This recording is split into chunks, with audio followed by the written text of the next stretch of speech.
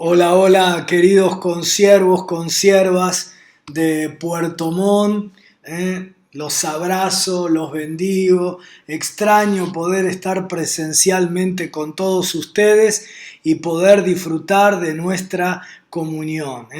Gracias, Pastor Miguel Solís, por permitirme este privilegio de compartir esta palabra con mis queridos pastores, consiervas, consiervos allí en esa ciudad preciosa de Puerto Montt. Les quiero compartir en este día un mapa mental que no tiene la pretensión de definir tu ministerio, ni tu futuro, ni tu rumbo, sino que solo tiene la intención de despertar tu reflexión, que vos tengas tu propio mapa mental sobre la iglesia en pandemia y la iglesia que viene. Hemos seguido he seguido el pensamiento de Ed Quíves, de Ariobaldo Ramos y otros pensadores, y también en la búsqueda del Señor algunas ideas que el Espíritu nos ha dado aquí en Buenos Aires.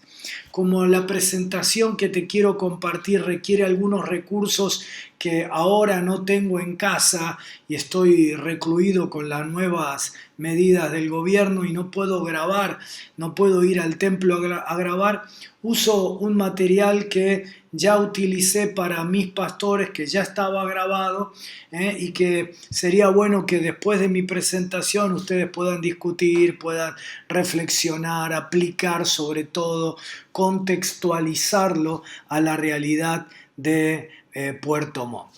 Los abrazo y los bendigo y espero que esta presentación sea de bendición para tu vida.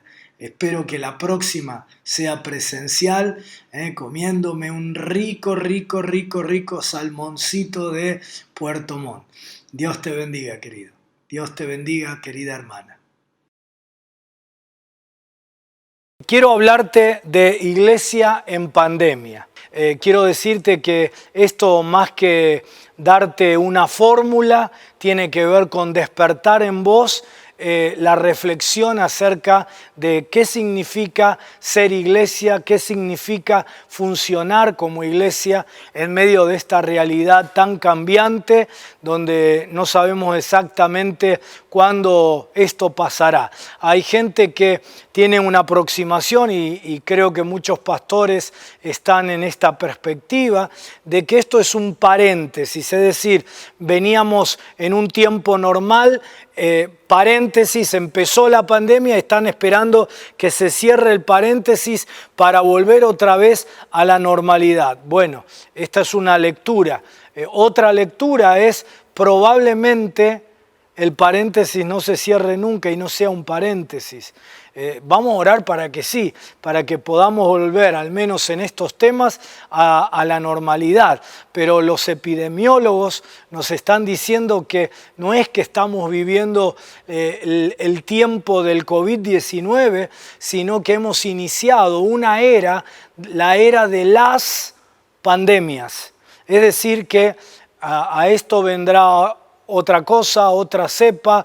Hace días anteriores surgió la cepa del COVID-19 sudafricana, para la cual la vacuna con la que todos están esperando vacunarse no es respuesta, no resuelve el problema, ¿sí? Y otros están ya pronosticando otras epidemias que vendrán luego de esto, producto del desarreglo global que hemos hecho de la creación de Dios.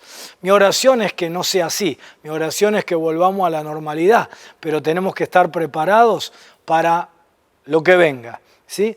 Y me parece que esta es una excelente oportunidad para replantearnos qué es ser iglesia, cómo funcionar como iglesia. Lo que te decía, voy a presentarte, no es la palabra del Señor que vos tenés que seguir a pie juntillas, sino un despertador para la reflexión, ¿sí? Ed Quíves, a quien estoy siguiendo en esto, dice que este es un muy buen tiempo para descubrir qué tipo de relación la gente tiene con lo que llamamos iglesia. Si es una relación de comunidad o una relación de asistencia a reuniones, a eventos o ahora de audiencia virtual. Así que ahora quiero compartirte a modo de despertador de la reflexión que nos ayude en la toma de decisiones, una suerte de diseño, de diagrama, de mapa, por el cual uno está pensando, reflexionando, estudiando acerca de lo que estamos viviendo para que pensemos hacia dónde debemos ir, hacia aquello que vendrá para nosotros.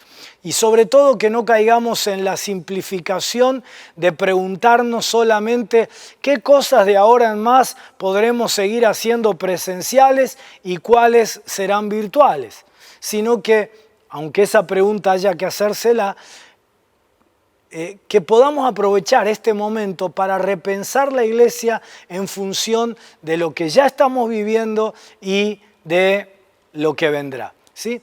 Quiero decirte en primer lugar que cuando uno piensa en iglesia, piensa básicamente en dos cosas. ¿Sí? Por un lado, iglesia, cuerpo de Cristo. Es decir, el elemento comunidad, iglesia, comunidad. ¿Sí? Pero también uno tiene que pensar en iglesia, institución.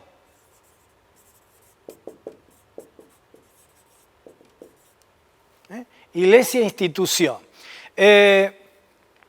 Por ejemplo, mi caso, la Iglesia Evangélica Bautista del Centro, una institución fundada en 1883, afiliada a la Confederación Evangélica Bautista, con un organigrama, con oficinas, con edificios, con personal directivo, con una plantilla de empleados, etcétera, etcétera. Iglesia institución. Lo que ocurrió fue que hace 137 años llegó a Buenos Aires Pablo Besón, o un poquito antes todavía, y comenzó a predicar el Evangelio. Y las personas se empezaron a convertir y se empezaron a reunir en lugares provisorios y otros inmigrantes que ya eran creyentes y que habían llegado a la ciudad se comenzaron a sumar también. Fueron discipulados, se empezaron a bautizar. Es decir, que lo que primero surgió fue la iglesia comunidad. Antes de surgir la Iglesia Evangélica Bautista del Centro, institución, surgió la comunidad. Personas convertidas que decidieron constituir, o mejor dicho, para usar la palabra correcta, instituir la institución Iglesia Evangélica Bautista del Centro. Es decir, siempre, en todos los casos, la comunidad es previa a la institución. Se arma una institución, ¿sí?, para que la iglesia institución preste servicios a la iglesia comunidad y para que además la represente legalmente, socialmente, ante las fuerzas vivas de la sociedad. Así que tenemos estas dos dimensiones de la iglesia. Cuando pensamos en la iglesia, pensamos en ambas cosas, la iglesia comunidad, la iglesia familia, cuerpo de Cristo y la institución, ¿sí? No todos los que forman parte de la iglesia comunidad son miembros de la iglesia institución.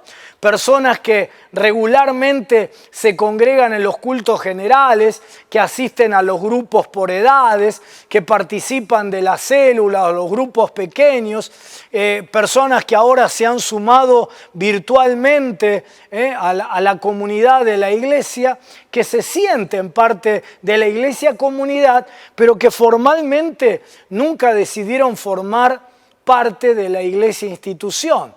Mucho menos tienen funciones organizacionales ni directivas. Son hermanos en Cristo, nacidos de nuevo, pero no son miembros de la institución. Y a eso habría que sumarle los niños de nuestras congregaciones, que también son parte de la iglesia comunidad, pero no son parte de la institución. Y lo mismo podríamos decir que hay miembros de la iglesia institución que no son miembros de la iglesia cuerpo de Cristo.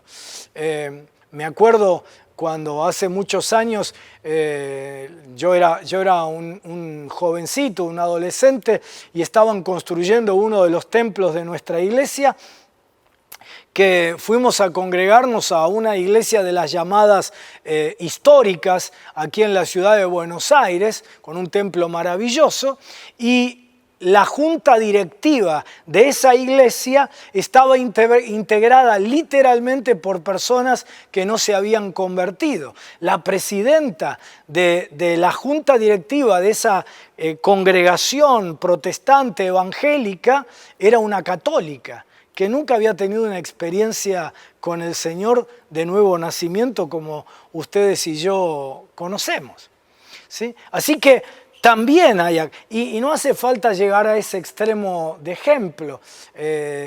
Todos ustedes en su experiencia pastoral, estoy seguro que más de una vez habrán sospechado que algunos de los que son miembros de la iglesia en realidad necesitan nacer de nuevo, ¿verdad? ¿Sí? Y esto ya es tan antiguo, por allí por el año 1000 hubo un debate teológico entre Anselmo y Abelardo. Anselmo decía, quien no tiene a la iglesia por madre, se refería a la iglesia institución, en ese caso la iglesia católica apostólica romana, él decía, quien no tiene a la iglesia por madre, no tiene a Dios por padre. Y Abelardo le contestaba, respondía a eso, que Dios tiene a muchos que la iglesia no tiene. Es decir, Dios tiene aquí a muchos hijos que la iglesia aquí, institución, no tiene. Y decía Abelardo, y la iglesia, institución, tiene a muchos que Dios no tiene. Es decir, son miembros que no todavía conocen al Señor. Hay personas en nuestras iglesias que son miembros de la institución, pero no han nacido de nuevo. Y por lo tanto no son miembros de la iglesia cuerpo de Cristo. Son personas religiosas, pero no nacidas de nuevo. Cuando pienso en la iglesia, yo pienso en ambas realidades, en ambas cosas. Y aún más, podríamos englobar todo esto en un círculo mayor, ¿no? Que lo podríamos llamar movimiento espiritual misional, ¿sí? Y que está compuesto por gente que no la calificaríamos estrictamente como creyentes, pero que son parte del mover de la iglesia. Familias que vienen a nuestros programas de ayuda social, que todavía no se han convertido, personas que son vecinos del barrio y que agradecen por la iglesia. Nosotros acá tenemos un trabajo muy activo en el barrio, visitamos regularmente antes de la pandemia, especialmente casa por casa, permanentemente, todos los meses los vecinos son visitados, atendidos por los que llamamos obreros de manzana, y la gente que tal vez nunca siquiera pisó el templo, ni estuvo en una célula, ¿sí? Hablan de nuestra iglesia y dicen la iglesia de mi barrio, o la iglesia de nuestro barrio. O gente que asiste a alguna célula pero todavía no se han entregado a Cristo, los que piden ayuda en el consultorio pastoral, padres de chicos que vienen a nuestros programas infantiles o a nuestros programas de adolescentes, gente que nos ve ahora por la programación de YouTube o alguna de las otras formas virtuales, y que forman parte de esta realidad de la iglesia sin ser miembros todavía ni de la iglesia comunidad ni de la iglesia institución. Aquí aún puede haber personas ateas, agnósticas, de otras tradiciones religiosas, pero que de alguna manera simpatizan con la tarea de la iglesia y a quienes de alguna manera la iglesia está influenciando, afectando.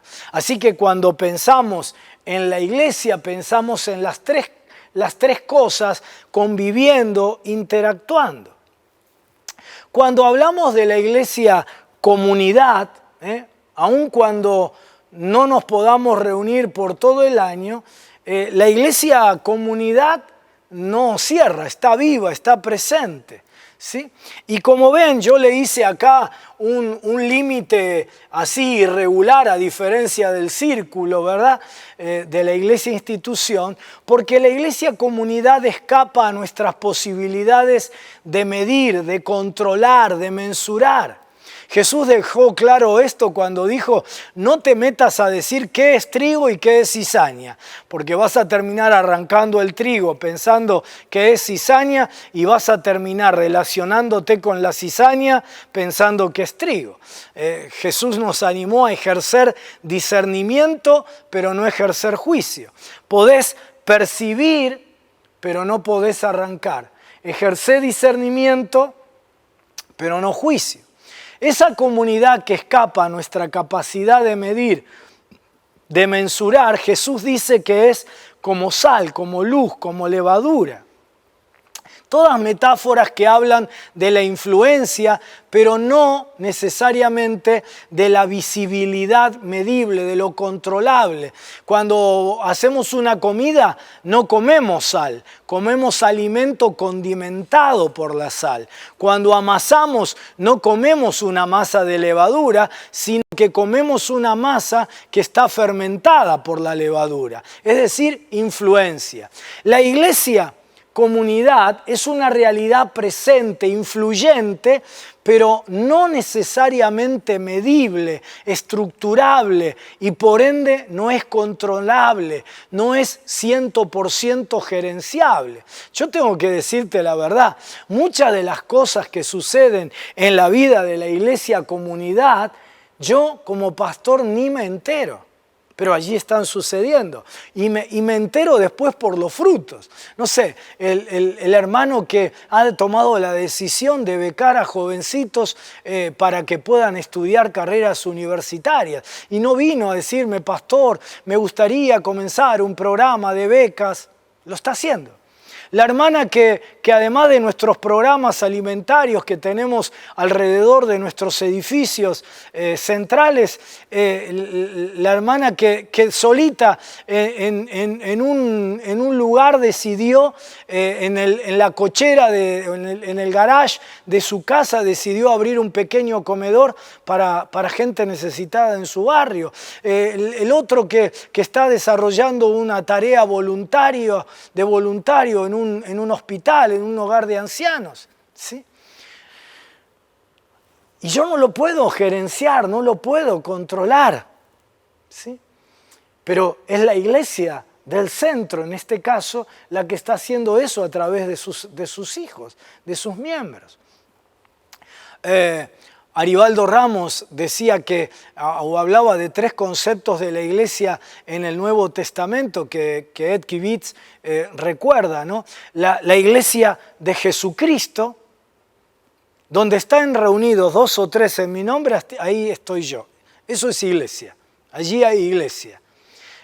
Así fue como imaginaba, percibía, definía lo que era la iglesia, el fundador de nuestra obra bautista en Argentina, Pablo Besón, que fundó nuestra congregación, la Iglesia del Centro.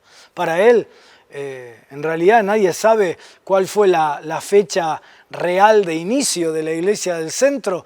Los que vinieron después, probablemente el doctor Canclini, fue el que definió que hace 137 años formalmente había comenzado la iglesia, porque ese fue el primer bautismo en el Río de la Plata. Pero la realidad es que la iglesia comunidad ya existía antes, porque para don Pablo Besón no hacía falta un acta de formación, una asamblea que estableciera se forma una iglesia, no hacía falta un presbiterio, nada de eso. Para él era el concepto de iglesia donde hay 2 o 3 reunidos en su nombre. Así que esa es la iglesia de Jesús. Y junto con la iglesia de Jesús en el Nuevo Testamento convive la iglesia de los apóstoles. Ya ahí vemos una estructura eclesiológica, allí vemos que hay otro tipo de liderazgo, los apóstoles, los diáconos, presbíteros, tienen epístolas, tienen disciplina, tienen normatización, gobierno, organización, tienen elección, es decir, comienza a configurarse la iglesia institución. En Hechos capítulo 14, versículo 23, eligen presbíteros en las diferentes congregaciones. Y luego está en un tercer, podemos leer un tercer tipo de iglesia en el Nuevo Testamento que la podríamos llamar, además de la iglesia de Jesús, la iglesia de los apóstoles, la iglesia del Espíritu Santo, que es la iglesia de los carismas, de los dones, es la iglesia carismática que muchas veces atraviesa a la iglesia de los apóstoles y la desestructura. Y muchas veces crea líos santos en la iglesia de los apóstoles, en la estructura más institucional. La manifestación de los dones, la libertad al obrar del Espíritu, inclusive funciona muchas veces, lo vemos en el Nuevo Testamento, contrariando la organización apostólica. Porque el peligro constante es que la iglesia institución comprima, institucionalice a la iglesia comunidad, cuerpo de Cristo. Y entonces vemos a la iglesia del Espíritu Santo atravesando esto y que levanta a personas como protagonistas y baja a otras. En este tiempo de pandemia yo lo he visto de una manera increíble. Líderes de nuestra congregación que de pronto se fueron apagando y gente que eran desconocidos en nuestra congregación que empezaron a crecer en su servicio a los demás, en sus frutos ministeriales durante la pandemia. Y el ejemplo bíblico es bien claro, ¿no? La iglesia de los apóstoles quiso cerrar el ministerio apostólico diciendo los apóstoles son solo 12. Y para poder sostener esto, comete dos errores. Creen equivocadamente que son solo 12. Pero de pronto, como un abortivo, se les aparece Pablo. Y no solo él, sino otros que vinieron con Pablo. Y como los apóstoles tendrían que ser, según la perspectiva de la iglesia de los apóstoles, únicamente 12, cometen el segundo error. Eligen por sorteo a Matías para reemplazar a Judas. Y quedó más que claro que en la economía de Dios la figura apostólica preeminente sería Pablo, y de Matías nunca más se lo menciona.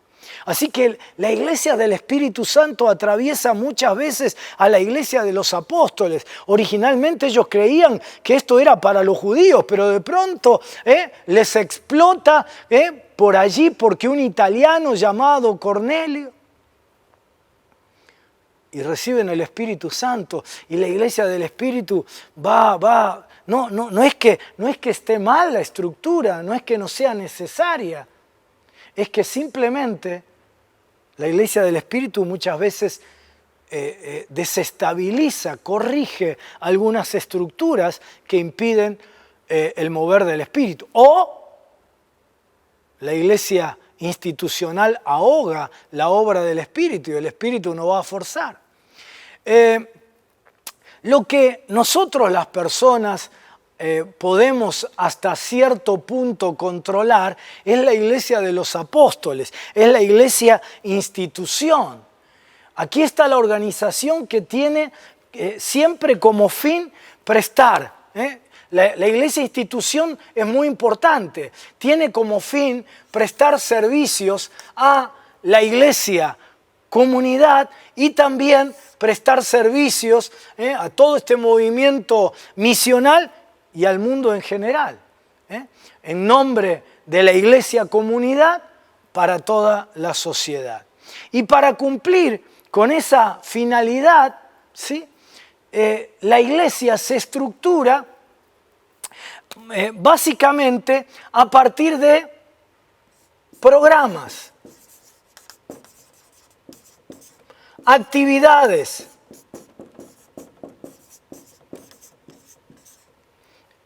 y proyectos.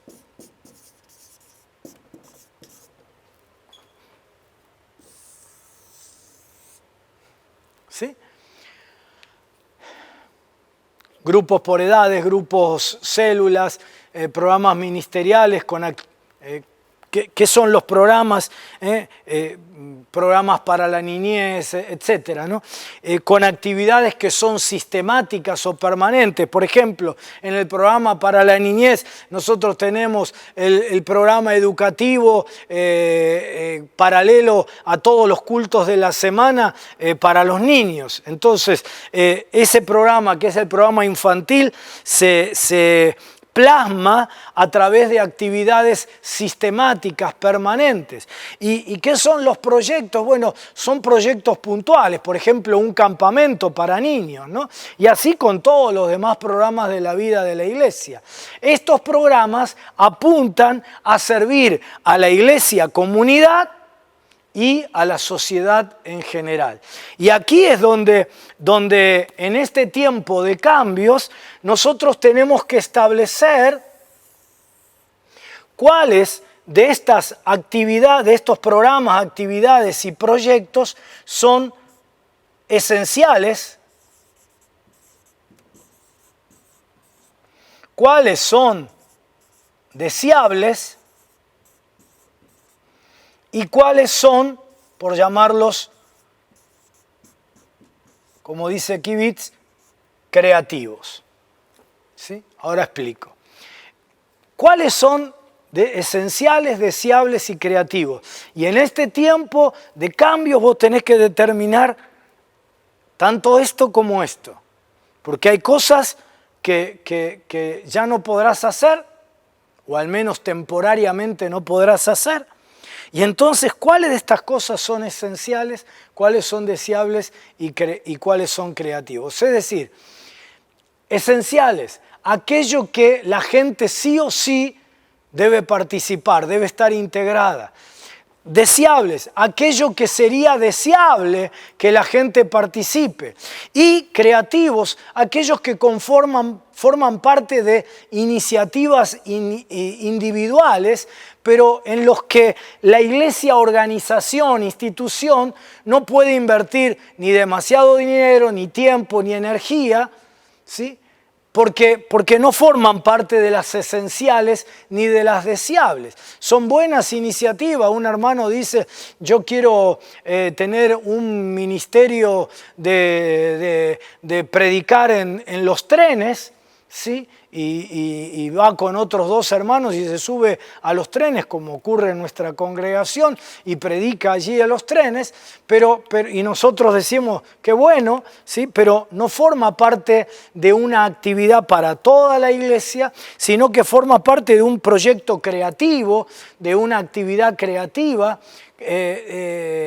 muy encomiable, pero a la cual no le podemos dedicar demasiado dinero, ni tiempo, ni energía, a menos que eso crezca y nos obligue a que cambie de categoría, que deje de ser algo de iniciativa personal para convertirse en algo deseable o para convertirse en algo esencial. Por ejemplo, hace muchos años atrás, en el lugar donde nos reuníamos, en nuestro anterior templo, durante la semana lo acondicionaron unos jóvenes de la iglesia para jugar al fútbol en la semana.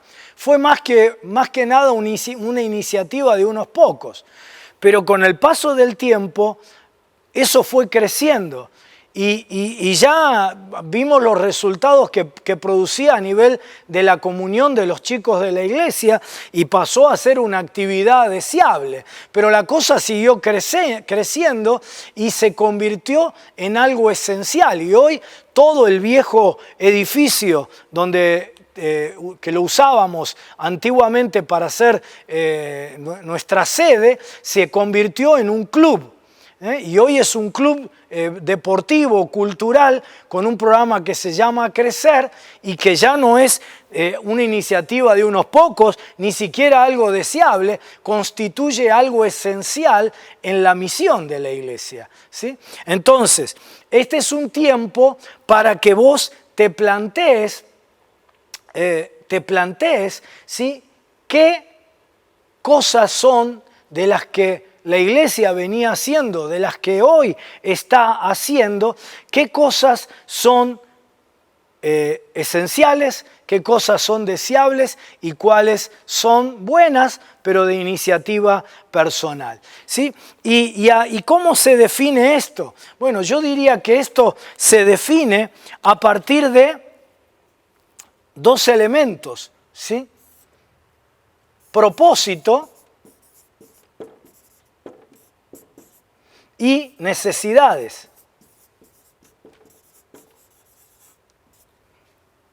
Propósito y necesidades. Propósito. ¿Cuál es la razón por la cual somos iglesia? Es decir, el propósito es la razón por la cual algo existe. ¿Cuál es el propósito por el cual la iglesia existe en el mundo? ¿Cuál es el propósito por el cual hace un tiempo determinado tu congregación, Dios quiso que estuviera allí en el sector, en el barrio de Córdoba, donde Dios los ha puesto, o en la localidad o en la ciudad donde Dios te puso? ¿Cuál es el propósito, la razón de ser de la iglesia en el mundo? Es decir, esto no puede ser negociado, resulta ser esencial, porque para esto somos iglesia, no somos un club religioso, somos iglesia para cumplir una misión en el mundo. ¿Qué cosas son esenciales en función de ese propósito? Y uno debe preguntarse qué es lo que el mundo está necesitando y que solo la iglesia puede darle. ¿Cuál es el negocio central de la iglesia? Puede hacer muchas cosas, pero ¿cuál es eso que es central, esencial a la identidad, a la esencia como iglesia? Y dos, ¿cuáles son las necesidades legítimas, lo que precisan las personas y que la iglesia puede responder a esas necesidades? ¿Sí? Cuando todos los años doy la palabra profética, el 1 de enero, la palabra de este año estaba basada en el libro del profeta Daniel y dice que debemos primero identificar las necesidades antes de emprender. Daniel fue elegido para interpretar lo que aquel imperio necesitaba, porque él tenía fama de ser alguien que respondía a las necesidades. Y aquí es lo mismo. Los tiempos críticos como los que estamos viviendo en el mundo y en nuestro país en particular son maravillosos para la iglesia, ¿sí? Porque cuando las personas se sienten inseguras, necesitadas, vulnerables y todos los dramas que tienen y que son lamentables, sin embargo, si nosotros sabemos detectar las necesidades primeramente, ¿sí?, de los creyentes y de las personas en general, este será un tiempo de crecimiento extraordinario para la iglesia si además de detectarlas respondemos a esas necesidades. Así que una pregunta que nos tenemos que hacer en tiempos de limitación presencial es ¿cuáles son los programas y cómo los categorizamos? Es decir, ¿cuáles son esenciales, cuáles son deseables, cuáles son de iniciativa propia? ¿Cuáles son las actividades que podemos seguir realizando y cuáles no? ¿Dónde invertir dinero? ¿En qué? ¿Qué partidas del presupuesto que estaban afectadas, por ejemplo, a todo este elemento institucional, que estaban enfocados en la iglesia institucional, hoy se necesita esa partida de dinero reorientarlas a partidas afectadas a sostener personal dirigido a la iglesia comunidad, al pastoreo de la gente?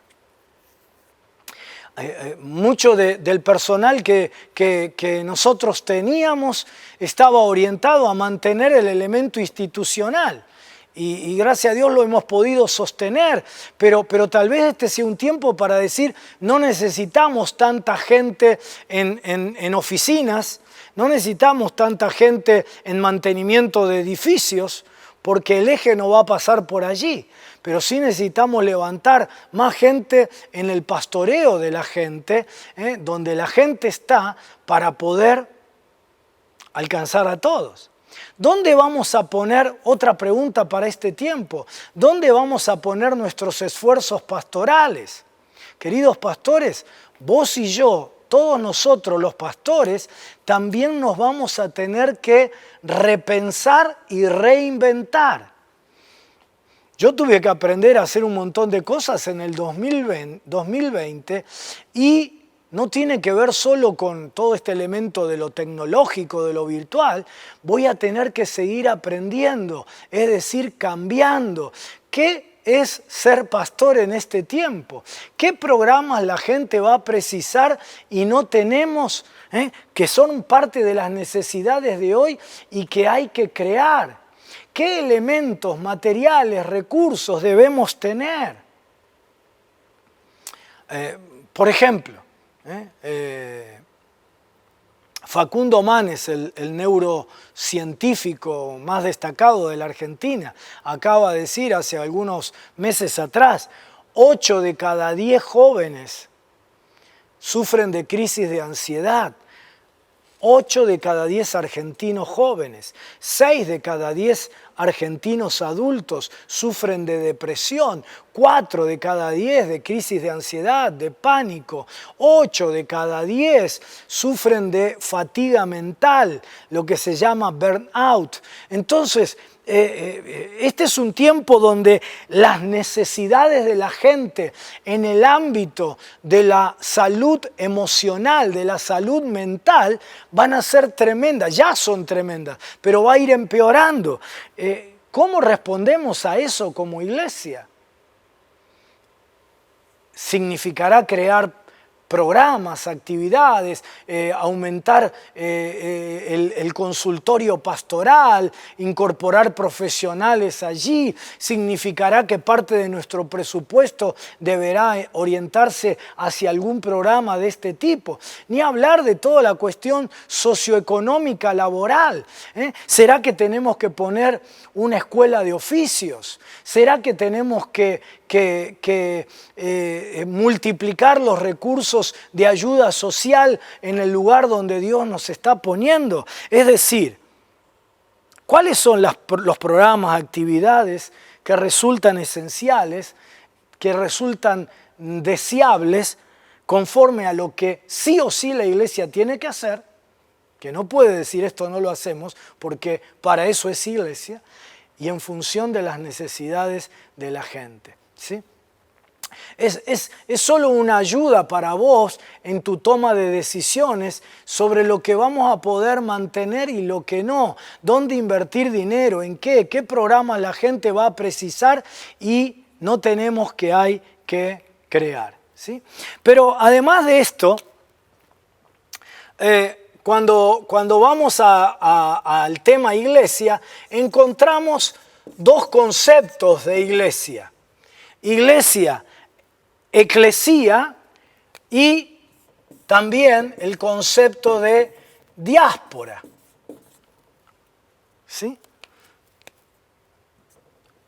De diáspora.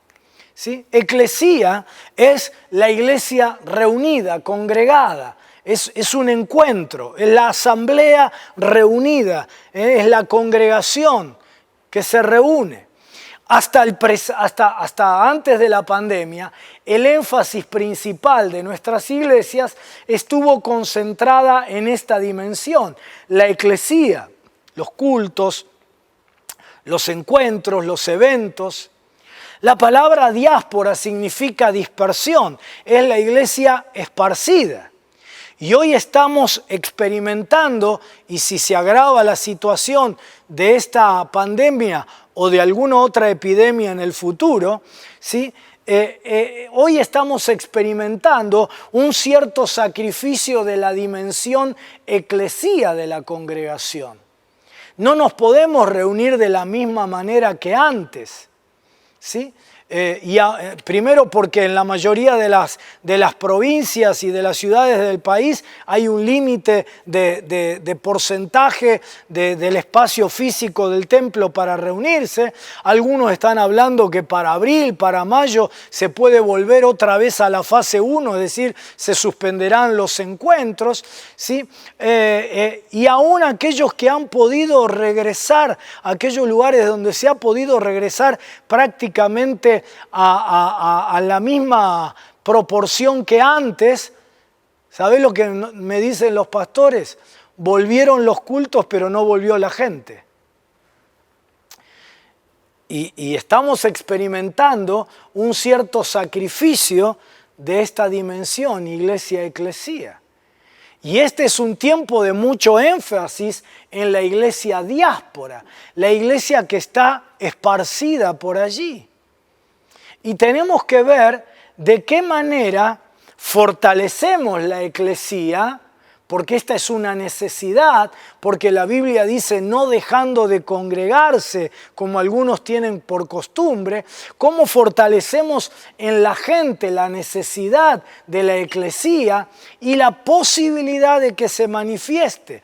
Porque el encuentro de la iglesia es fundamental, no solo en los cultos, sino en los programas de grupos por edades, y allí fundamentalmente en los primeros 3 sectores: niñez, adolescentes y jóvenes. Allí debe estar uno de nuestros énfasis principales, de nuestros ajustes, de nuestras inversiones de personal y dinero. ¿Por qué? Porque son los sectores más vulnerables, los sectores más necesitados para su crecimiento espiritual a partir del grupo de pares. Porque son los más proclives a optar por lo virtual, que no necesariamente es lo virtual de tu congregación.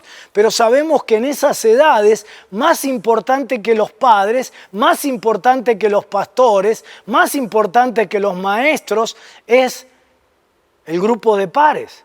Y si nosotros no consolidamos, ¿sí?, que los chicos estén con su grupo de pares sólidamente, creciendo en comunión, vamos a tener serios problemas para el futuro.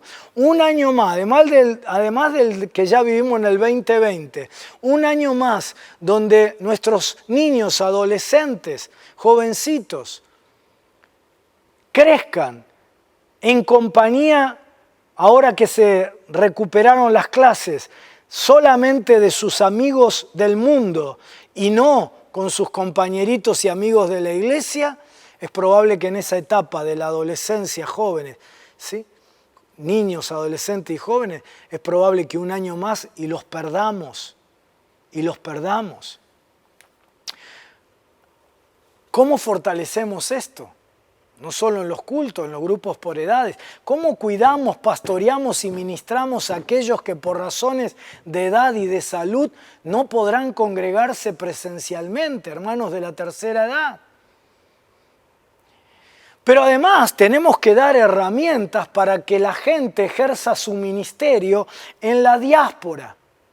Pero no como cuentapropistas individuales, sino como expresiones de un cuerpo. ¿Cómo los capacitamos? Mucho del programa ministerial de la iglesia pasaba por los edificios, pero sea que ya no puede pasar o que en el futuro tengamos retrocesos, ¿cómo entrenamos a la gente para que cumpla su misión en la tierra, en la diáspora? Tenemos que prestarle mucha atención en este tiempo a la iglesia diáspora, sobre todo nosotros que mayormente hicimos girar la vida de la iglesia en el concepto de eclesía. En tiempos como estos, la iglesia institución se achica y se agranda el peso de la iglesia comunidad, ¿sí? Y entonces, esa iglesia comunidad que se manifiesta en la diáspora se estructura en este tiempo a partir, yo diría, de 4 elementos centrales. Una red de relaciones, ¿sí? Una red de relaciones o red de comunión y una red de misión, de servicios. Estas 2 redes son fundamentales en este tiempo. La red de relaciones o de comunión mantienen a la iglesia viva, unida, pastoreada. La red de misión mantiene a la iglesia activa, cumpliendo su rol en el mundo. Estas 2 redes son la dimensión de la iglesia comunidad, cuerpo de Cristo. La red de relaciones tiene que ver con la comunión, la coinonía, las amistades espirituales, tiene que ver con el pastoreo mutuo. Este es un tiempo de fortalecer el pastoreo mutuo, el cuidado de los unos para con los otros. ¿Cómo fortaleceremos esa red de relaciones? Lo primero que se me ocurre es con una enseñanza contracultural.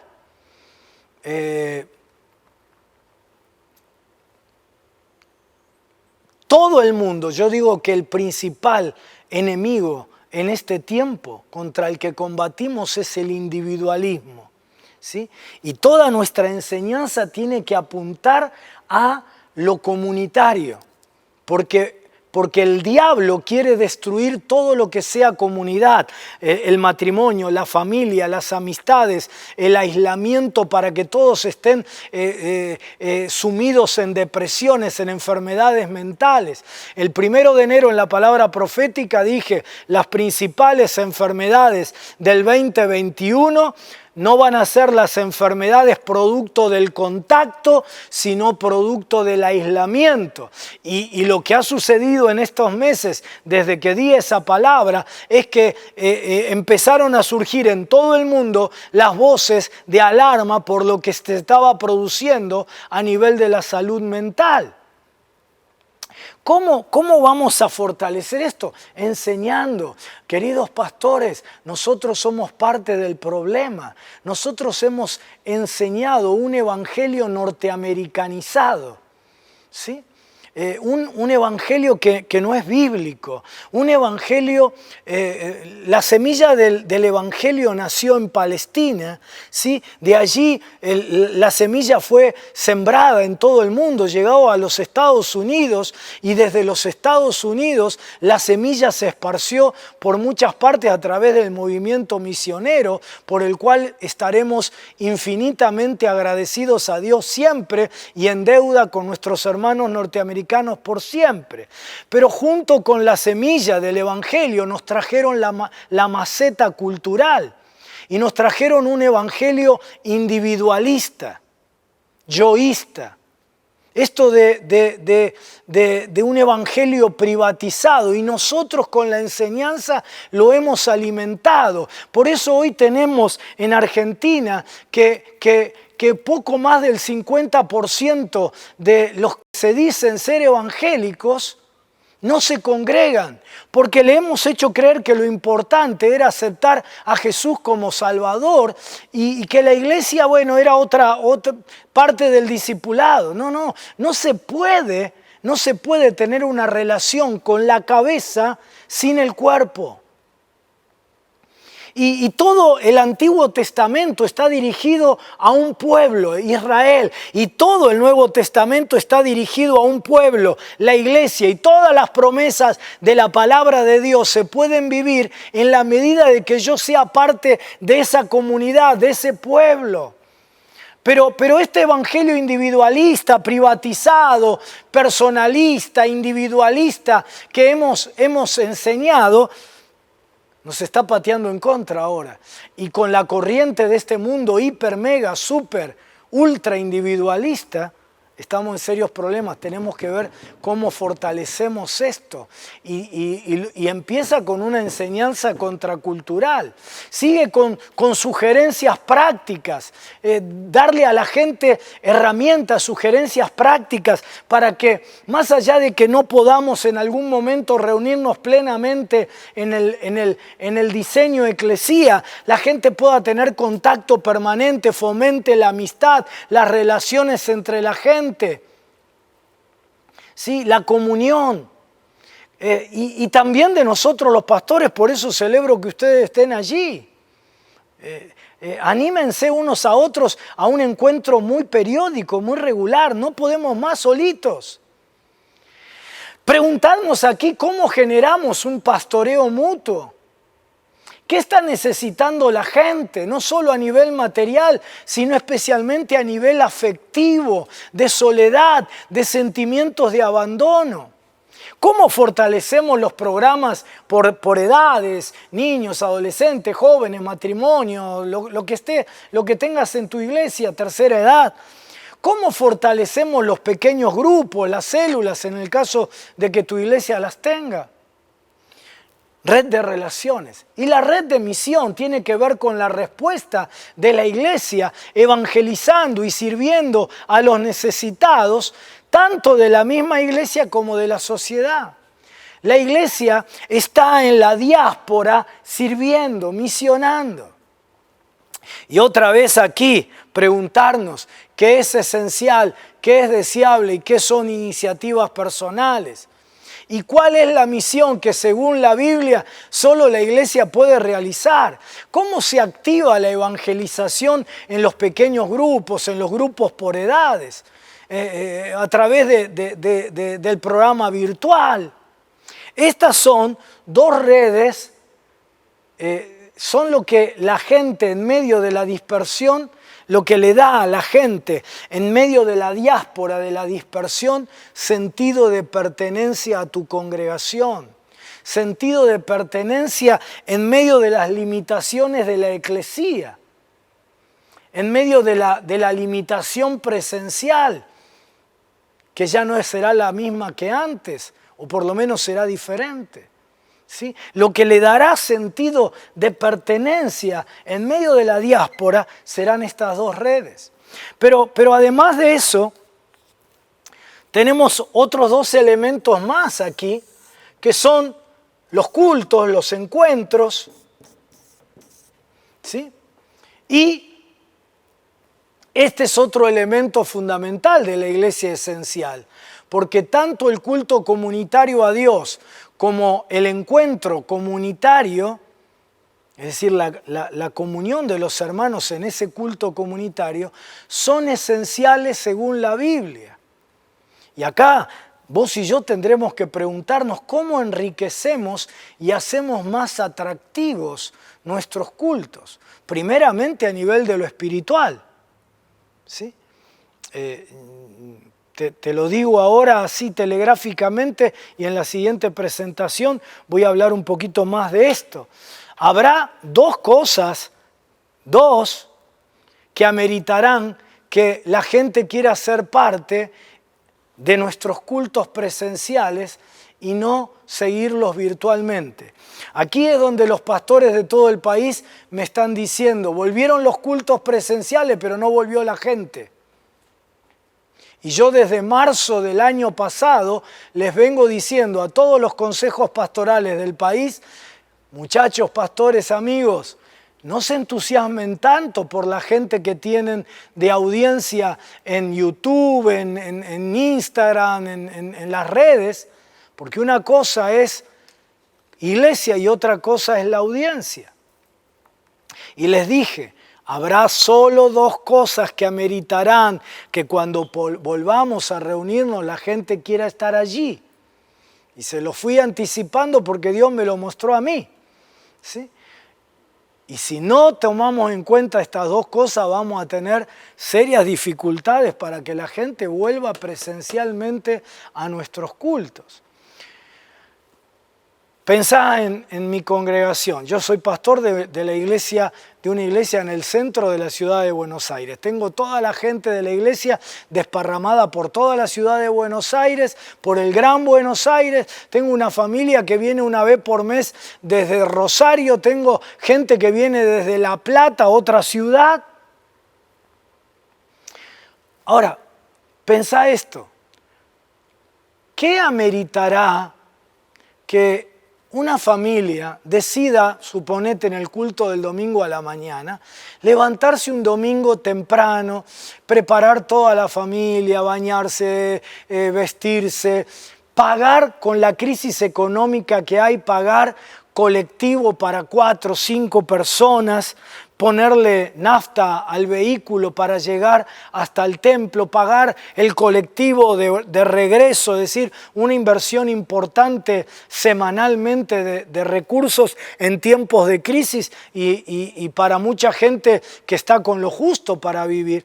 ¿Qué ameritará que esa gente quiera estar allí en lugar de estar sentada en el living de su casa cómodamente en pijama, en pantuflas, comiendo una porción de pizza, haciendo el asadito mientras me escuchan a mí? ¿Qué es lo que ameritará la presencia de esa gente en el culto, valga la redundancia, presencial? Solo 2 cosas. Solo 2 y solo 2. Una, que en cada culto la presencia de Dios sea cada vez más palpable.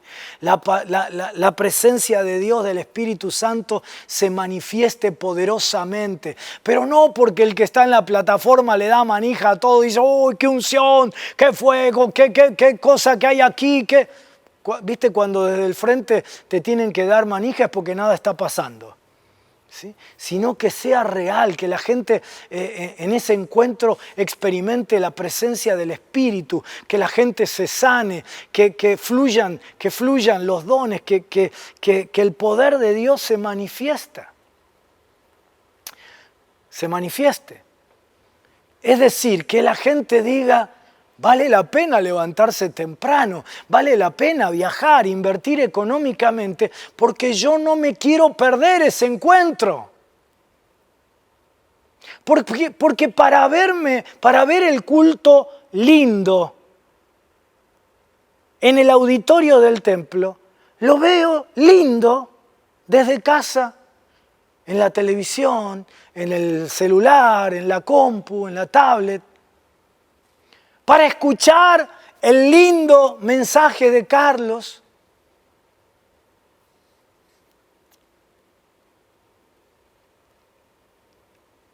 Lo escucho desde casa. Eso en el mejor de los casos. Es decir, en el mejor de los casos, mi gente va a seguir ligada al culto de la iglesia del centro. En el mejor de los casos.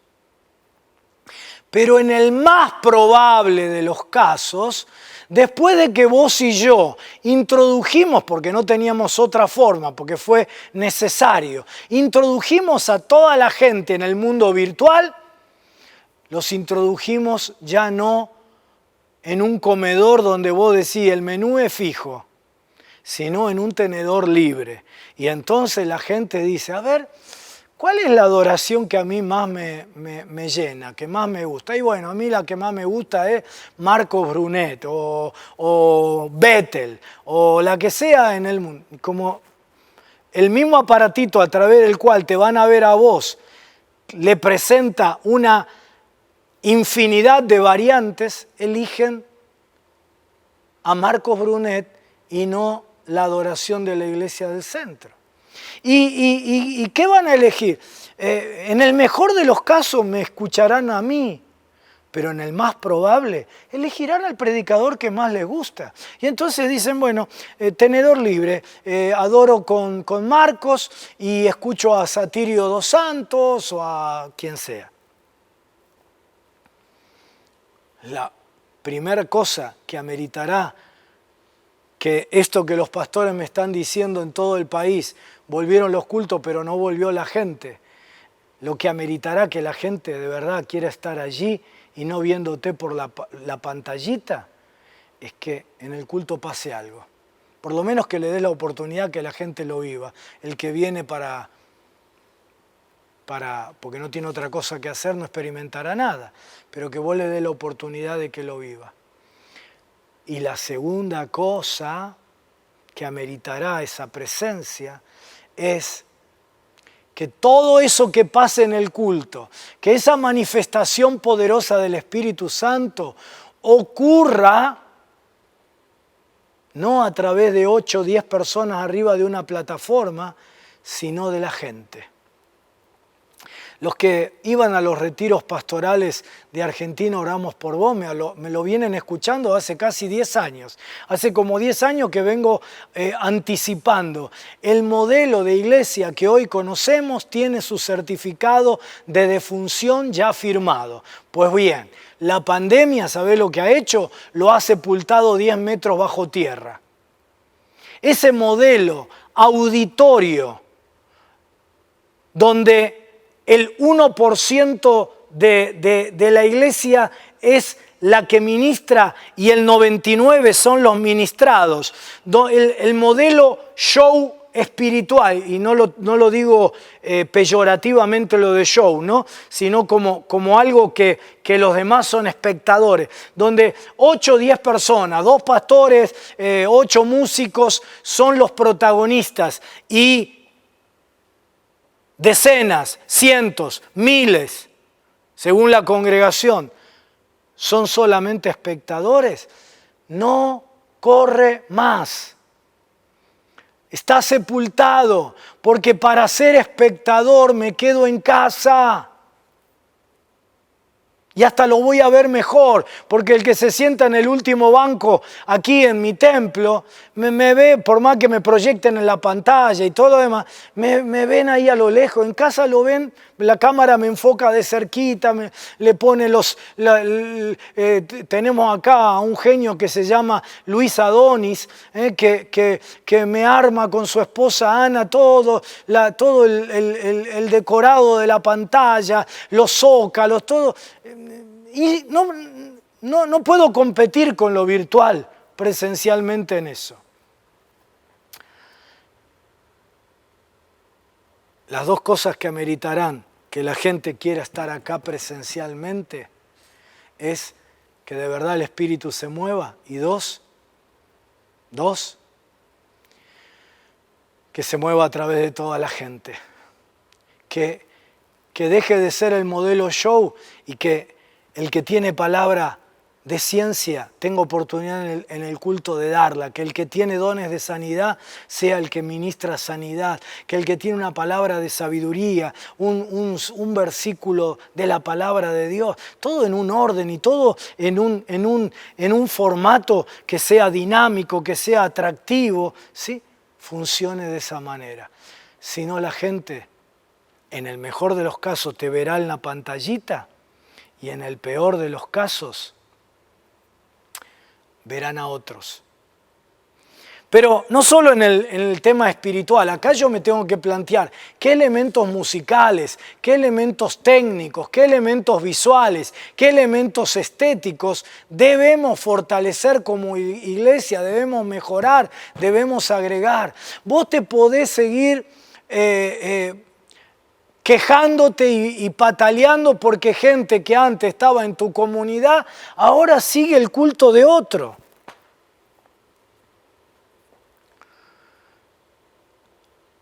Y te podés quejar y podés decir el otro tiene una práctica desleal y todo lo que quieras decir.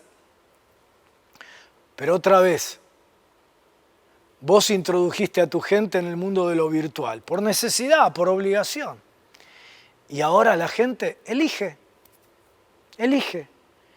Y si vos no te ayornás en todo lo que esto implica, antes tal vez la gente te conocía solo a vos como pastor. Y vos te lo ganaste para Cristo y te lo discipulaste, pero ahora conoce a 100 pastores y va a elegir. Por eso vos tenés que decirle al Señor, redefiní mi ministerio pastoral. Ayúdame a mejorar mi culto. Primero espiritualmente, que es lo más importante. Mira, cuando hay algo de Dios en tu congregación, por más que después tengas el showman número 1, la iglesia con todas las luces de colores y el brillo, la gente va a una iglesia no a ver, no a escuchar la mejor música, eso lo puede escuchar en el mundo. Lo que le va a mover la aguja a la gente es que pase algo espiritualmente. Pero además de eso no obstaculiza lo otro, o no nos exime del otro. ¿Cómo podemos mejorar en todo este tema? Y por último, el cuarto elemento, perdón que me fui un poquito más del tiempo, pero me parece que es importante despertar esto en tu charla, en tu discusión ahora también con los otros pastores. Tiene que ver con, la programación, yo lo llamo así, ¿no? Vamos a cambiarle el nombre, esperen, vamos a cambiarle, porque esto es algo de mi congregación, pero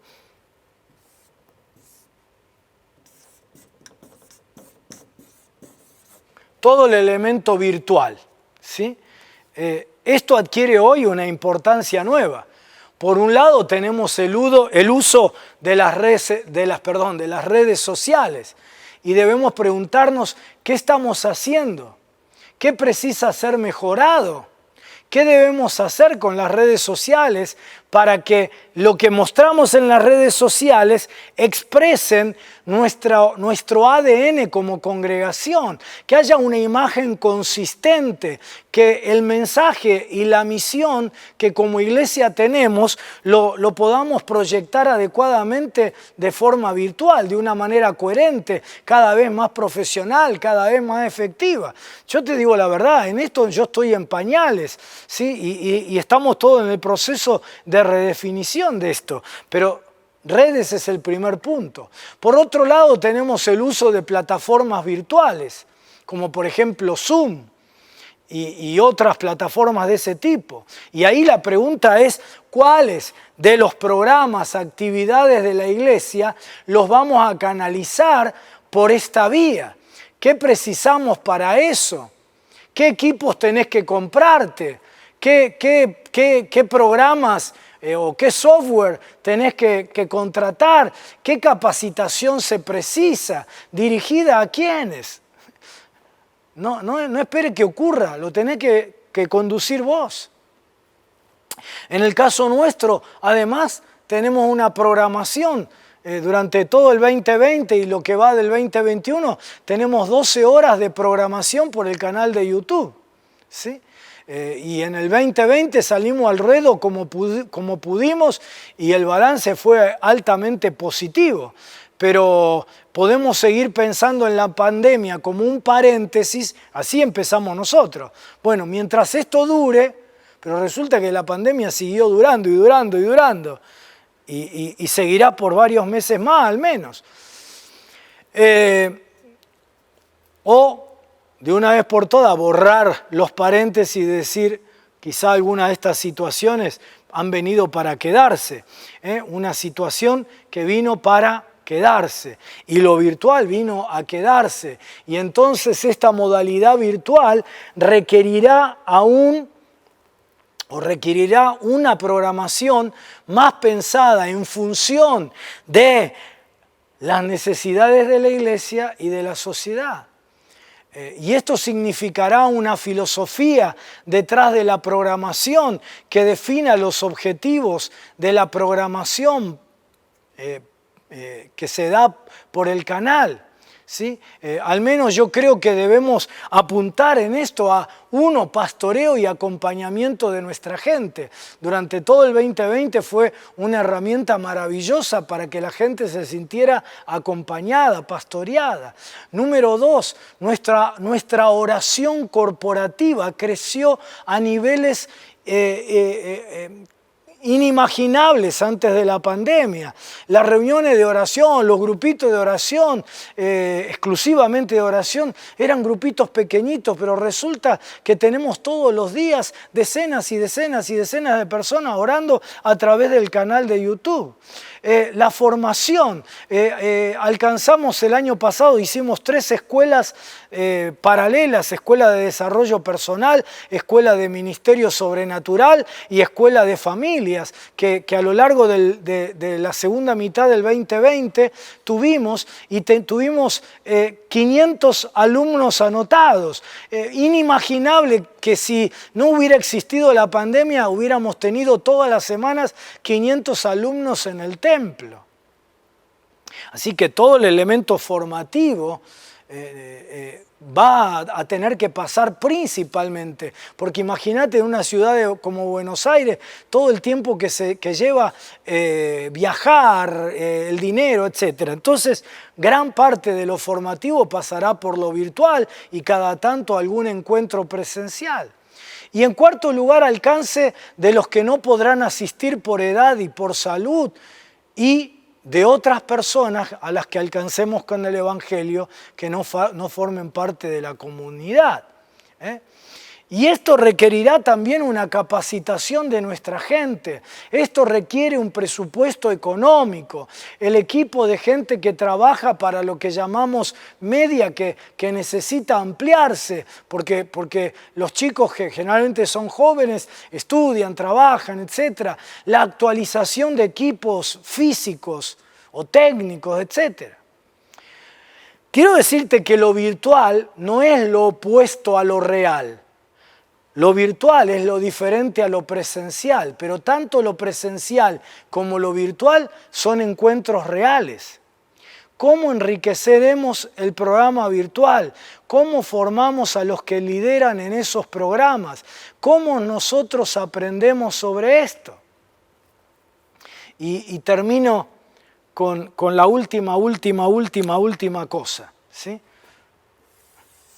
La pongo por acá, pero debiera haberlo puesto primero de todo.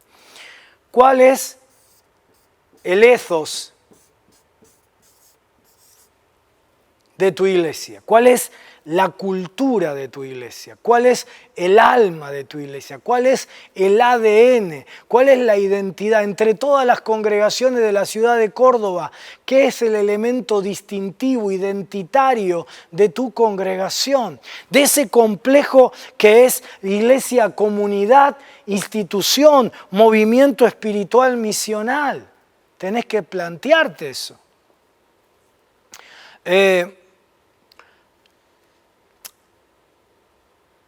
¿Cuál es el ethos?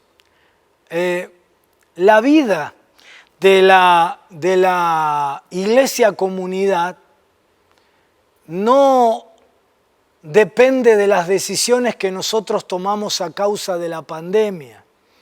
La cultura es lo que somos, no lo que hacemos. Lo que hacemos puede variar según las características de la realidad, de la pandemia o de los cambios que el mundo traiga.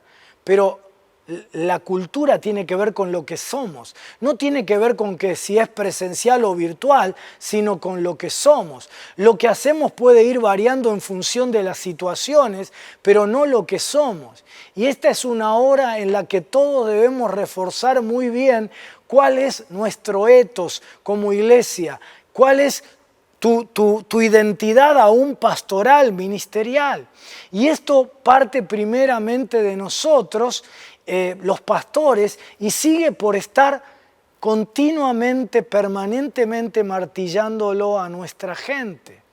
¿Sí? Quiero decirte que una iglesia que se ha construido como una máquina de realizar eventos, y vos sabés que hay congregaciones en el país que han sido una máquina de realizar eventos.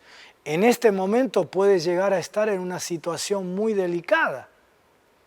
Una iglesia que se constituye alrededor de una personalidad carismática, dominante, en la nueva realidad estará en una situación delicada. Una iglesia en donde lo porque esto va a ser lo más central. Una iglesia en donde lo institucional intenta controlar y aún es más fuerte que lo comunitario, estará en una situación delicada. Una iglesia cuyo culto gira alrededor de un modelo de auditorio, donde 99% son espectadores y 1% son protagonistas arriba de una plataforma, está en una situación delicada. Una iglesia en donde lo que se hace presencialmente es idéntico a lo que se ve virtualmente, tendrá dificultades para sostener lo presencial. Ahora, cuando ese complejo, comunidad, institución, están adecuadamente relacionados, articulados, y hay vida, hay plenitud del obrar del Espíritu, hay red de relaciones, hay red de misión, este es un tiempo fabuloso para la iglesia avanzará. No debe haber contradicción ni oposición entre la iglesia comunidad y la iglesia institución. Para que eso no ocurra, la iglesia institución tiene que ser lo más funcional posible, lo más pequeño posible, pero lo más funcional, y estar de verdad con estas dos flechitas al servicio de la iglesia comunidad y de la sociedad en general. Pero este es un tiempo para reforzar nuestra cultura comunitaria. Cuando como parte de esa cultura, por ejemplo, está el privilegiar a las personas por encima de las actividades, por encima de los programas, y esto se ve en la red de relaciones y de misión, se ve en el encuentro cúltico y en lo virtual, cuando como parte de esa cultura corporativa se promueve lo comunitario por encima del individualismo, este será un tiempo fabuloso para la iglesia. ¿Por qué? Porque lo que la gente más va a necesitar, ya está necesitando, es el aspecto comunitario. La raíz de todos estos males en salud mental y emocional es el aislamiento, es la soledad.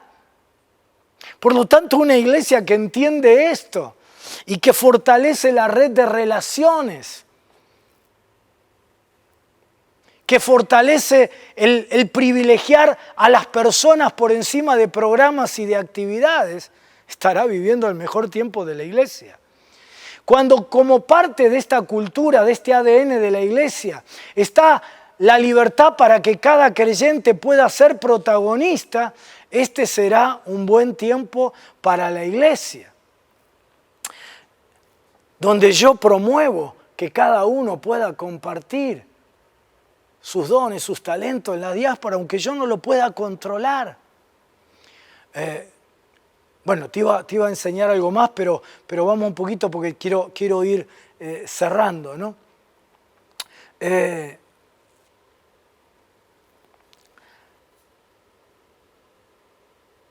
Déjame cerrar con esto. Un poquito más adelante quiero ir. Cuando tenemos, por ejemplo, acá en el Ethos, una cultura que celebra ese atravesar carismático del Espíritu, con los riesgos que eso tiene. Cuando yo pongo micrófonos en los pasillos y en un momento del culto doy libertad para que la gente se acerque y dé una palabra, el que tiene una palabra de ciencia la diga, el que quiere orar por los enfermos lo haga, corro riesgos. Se puede levantar un loquito, se puede levantar la hermanita delirante que todos tenemos en todas nuestras congregaciones, claro que sí. Y se puede levantar el otro bien intencionado y que crea que está siendo guiado por el Espíritu y no lo sea. Claro que corro riesgos. Pero cuando yo permito que aún con esos riesgos el mover del Espíritu no lo frene, el corset institucional, ¿sí? Mis esquemas institucionales, mis esquemas mentales como pastor, entonces este puede ser el momento de una riqueza extraordinaria. Porque cuando la dimensión institucional está más limitada, cuando el templo está cerrado, semicerrado o con una posibilidad limitada de asistencia, donde el clero profesional no está tan expuesto y visible, entonces esa dimensión comunitaria adquiere una riqueza si la gente siente que tiene libertad. En orden, no es cada uno hace lo que quiere, no es Jueces, el final de Jueces, donde cada uno hacía lo que quería, donde yo estoy con mucha preparación e inteligencia conduciendo ese proceso, pero dando libertad a la gente. Porque la iglesia no es otra cosa que una comunidad carismática, es decir, una comunidad donde el Espíritu muchas veces atraviesa y sacude a la iglesia de los apóstoles. Si aquí en mi etos, pero si vos lo permitís, esa libertad será un tiempo de explosión de tu iglesia. Si la cultura de la generosidad y de la solidaridad forma parte de nuestro etos, entonces al enfatizar mucho la red de relaciones y de misión, a enfatizar el cuidado de los unos a los otros, entonces la iglesia comunidad estará pujante. Cuando el etos de la iglesia es más bienaventurado dar que recibir, entonces la gente no será parte de la comunidad solo para ver cómo puede vivir mejor, sino que a partir de tener un encuentro con Jesús, ahora se pregunta, ¿cómo puedo ser parte de la misión redentora de Jesús en este mundo? ¿Cómo curar a un mundo fracturado? ¿Cómo reconstruimos una nación en ruinas? Cuando yo menciono el nombre de mi congregación, cuando yo digo Iglesia del Centro, la Casa del Padre, la gente ¿con qué lo asocia? Las personas ¿por qué tienen orgullo de pertenecer a tu congregación? Cuando dicen que son miembros de tu congregación, ¿qué es lo que les gusta de tu congregación? ¿Qué es lo que les hace sentirse parte? ¿Con qué se identifican? ¿Qué es lo que me liga con esta congregación? Tenemos que fortalecer en nuestra propia gente lo que eso significa. ¿Cómo se fortalece la cultura de una congregación? Enseñando, dando ejemplo, celebrando y reconociendo los héroes de quienes encarnan estos valores. Ahora, si dependemos de la reunión únicamente, si dependemos de la institución y si dependemos de los metros mágicos llamados plataforma o escenario, vamos a estar en serias dificultades. Por eso en todo esto, ¿cuál es el propósito y cuáles son las necesidades?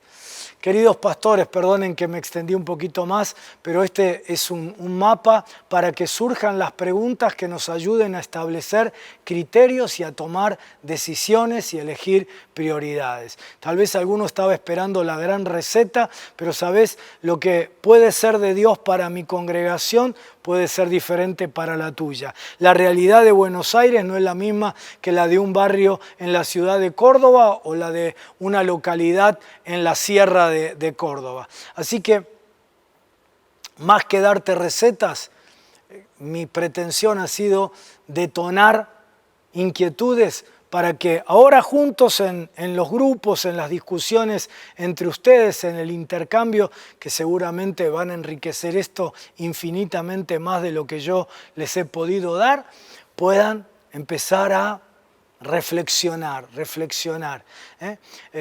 Yo voy a estar presentando esto dentro de muy poquito al liderazgo de mi congregación y me hice 50 preguntas para hacerles. ¿Sí? Que no te las voy a compartir por una razón de tiempo, pero 50 preguntas para que el liderazgo de la iglesia a partir de esto pueda empezar a visualizar lo que viene.